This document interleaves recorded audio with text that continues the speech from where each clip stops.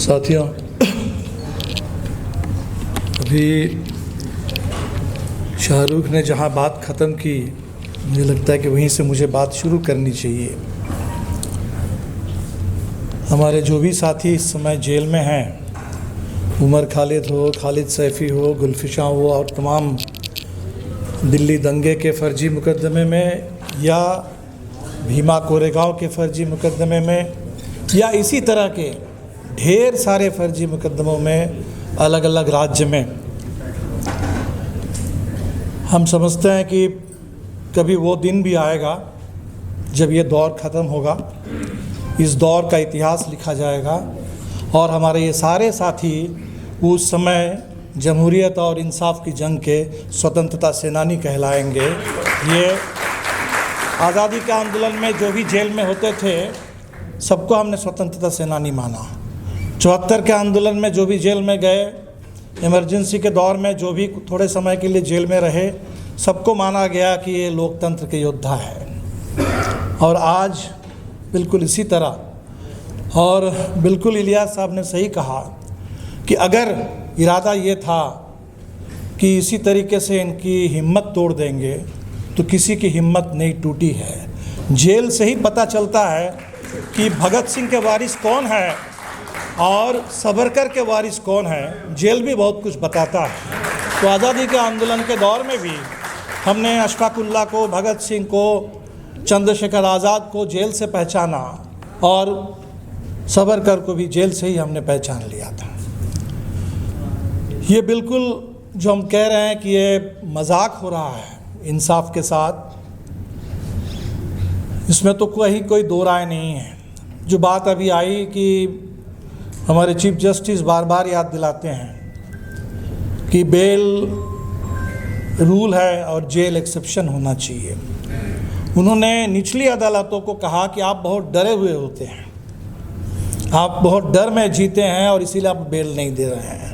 मैं समझता हूँ कि चंद्रचूड़ साहब के लिए भी एक सवाल बनता है कि अगर निचली अदालतें डर के मारे बेल नहीं दे रही है, तो सुप्रीम कोर्ट में ये कौन सा डर काम कर रहा है जिस डर के चलते सुनवाई नहीं होती है। अभी इलियास साहब ने बताया कि किस तरह से 14 बार एडजॉर्नमेंट हो गया, वो बेल पिटीशन वापस ले लेना पड़ा, फिर नीचे की अदालत में जाना पड़ा।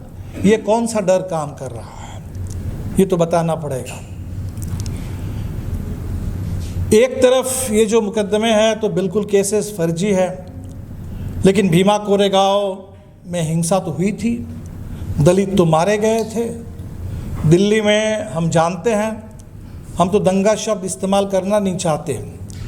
ये जहाँ भी जब भी हम दंगा कहते हैं तो लगता है कि दोनों तरफ से कुछ मारपीट हुई और दोनों तरफ से लोग मारे गए हैं। कुछ हिंदू ज़रूर मारे गए दिल्ली, जिसको हम दंगा कहते हैं। आम तौर पे जो भी हुआ है ये सारे कम्युनल कार्नेजेस हैं देश में, और कम्युनल शब्द का भी एक ही मतलब बन गया है, एंटी मुस्लिम। इस देश में जब आम तौर पे हम कम्युनल कहते हैं तो उससे पता नहीं चलता है, तो साफ साफ बिल्कुल खुल के बोलना चाहिए कि ये एंटी मुस्लिम कार्नेजेस वो गुजरात में भी, वो भागलपुर में भी, और आज के दौर में छोटे बड़े जब जहाँ हो रहे हैं। ये बात बिल्कुल सिस्टमिक है और सिर्फ इसी दौर में शुरू नहीं हुआ। हम तो उस पार्टी से हैं, अभी भी हमारे साथी टाडा में जेल में बंद है बिहार में। जब टाडा ख़त्म हो गया, टाडा लैप्स कर गया, ख़त्म हो गया, मान लिया गया कि टाडा एक ऐसा कानून है जिसका शायद उपयोग तो हो ही नहीं सकता, दुरुपयोग ही हो सकता है, जिसमें कहीं किसी टेररिस्ट का कन्विक्शन नहीं होता है, लेकिन ट्रेड यूनियन आंदोलन करने वाले, किसान आंदोलन करने वाले, उन्हीं को फंसाया जाता है। ये बात जब खुल के सामने आ गई थी देश में, तब जा कर के बिहार के एक टाडा कोर्ट ने हमारे 14 साथी को जहानाबाद अरवल के इलाके में आजीवन कारावास की सज़ा सुनाई। ये अरवल वही जगह है जहाँ सबसे ज़्यादा जनसंहारों का सिलसिला चला। बाथे, बथानी जो आप जानते हैं, लक्ष्मणपुर, वो सब उसी इलाके में है, अरवल में। उसी इलाके में हमारे 14 साथी जो जेल में डाले गए, तब से इस सुप्रीम कोर्ट में शांति भूषण जी उस केस को देख रहे थे। शांति भूषण जी को बिल्कुल उम्मीद थी इस केस में कोई दम नहीं है, ओपन एंड शट है, बस सुप्रीम कोर्ट से इंसाफ मिल जाएगा। और वो दौर था 2001 के बाद, 2001 में 9/11 के बाद, हमारे यहाँ भी पार्लियामेंट पर हमले के बाद, जैसे ही सुप्रीम कोर्ट में बात आई कि टाडा का केस है, कुछ सुनना ही नहीं है, सुप्रीम कोर्ट ने सीधा उसको खारिज कर दिया था उस समय।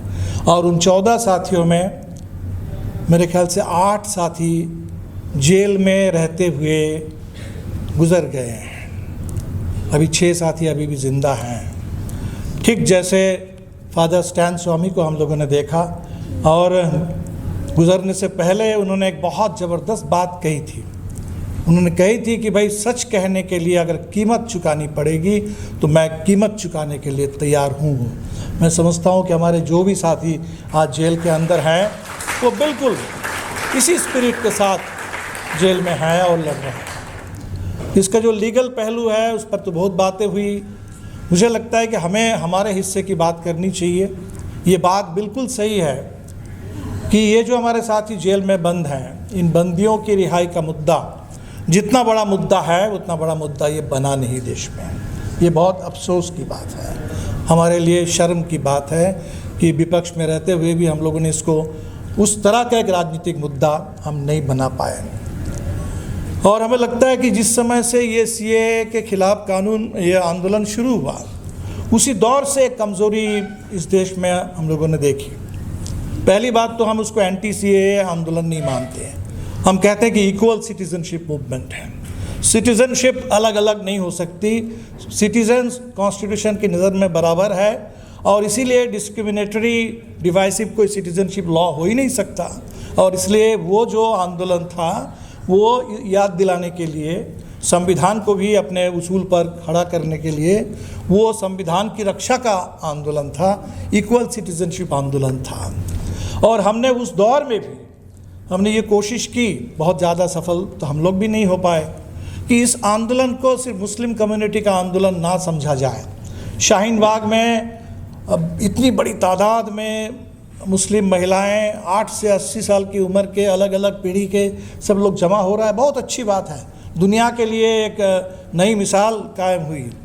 लेकिन उस दौर में भी, उस ये आंदोलन में जो हम बाकी सेकुलर पार्टियों की जो जिम्मेदारी थी, जिम्मेदारी ये नहीं थी कि सिर्फ जा कर के शाहीन बाग में भाषण देना, जिम्मेदारी ये थी कि उन मुस्लिम महिलाओं के साथ हिंदू महिलाओं को भी ला करके शामिल करना, दलितों को भी शामिल करना, किसानों को, मज़दूरों को भी शामिल करना। हमने कुछ कोशिश की और हमें एक हद तक सफलता बिहार में मिल पाई थी।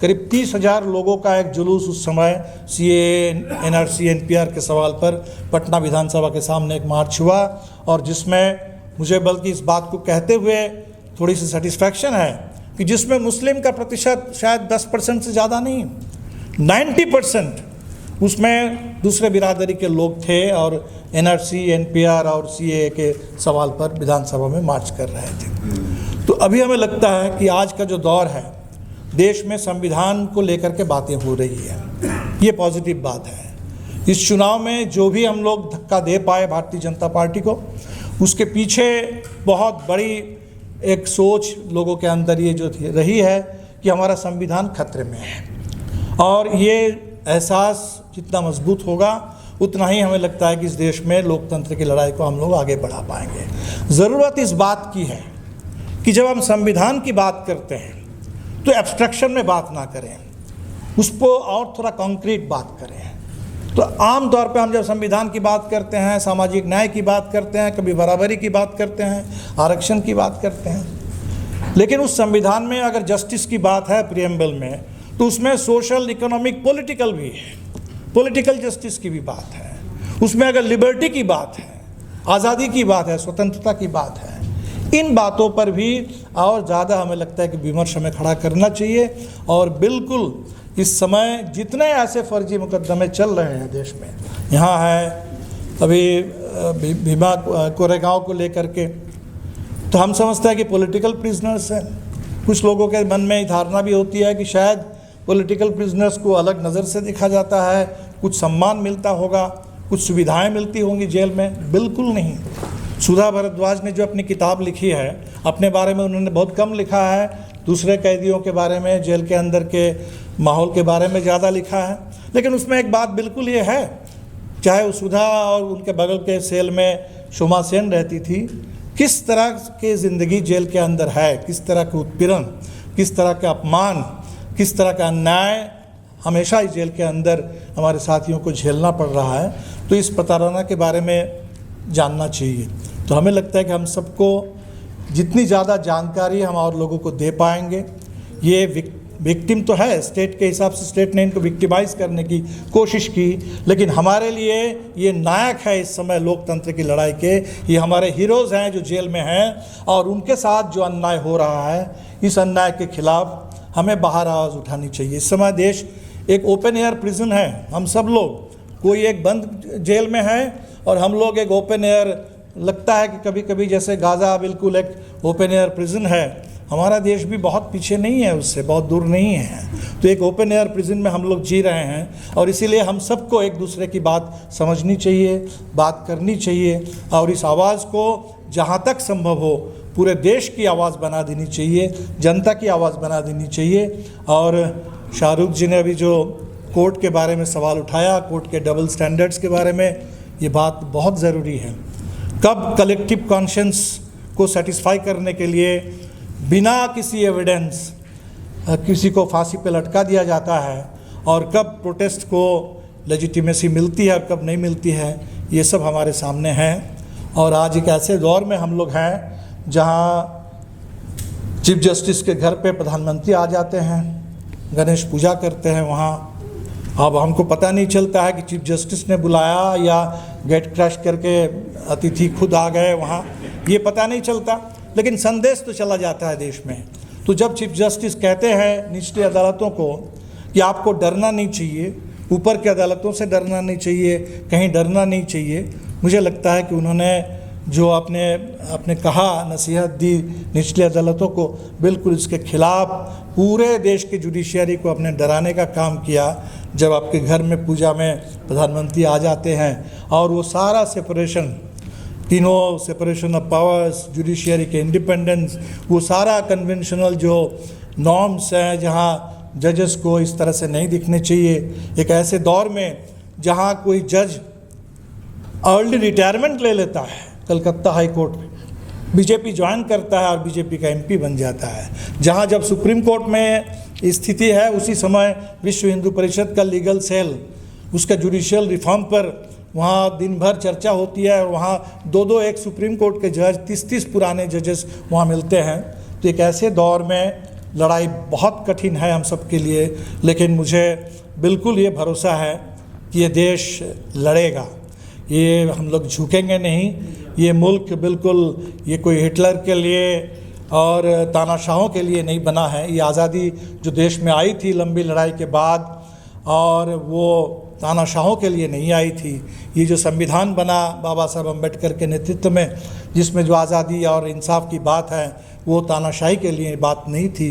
और ज़रूर हम लोग जीतेंगे इस लड़ाई में, और हमारे तमाम जो साथी जो अभी झेल रहे हैं जेल में, उनको सही इंसाफ और सही सम्मान तो तभी मिल पाएगा जब उनकी ये कुर्बानी इस लोकतंत्र के काम आएगी, इंसाफ के काम आएगी, और तभी कोई कंपेंसेशन नहीं हो सकता है। अगर 15 साल बाद भी किसी को अगर आप छोड़ दें तो उसका कोई मॉनेटरी कंपेंसेशन नहीं होता है। इसका कंपेंसेशन एक ही होगा, वो पॉलिटिकल कंपेंसेशन होगा। वो कंपेंसेशन नहीं है, वो पॉलिटिकल विक्ट्री हमें चाहिए इस देश में लोकतंत्र के लिए। बहुत बहुत शुक्रिया आप साथियों को।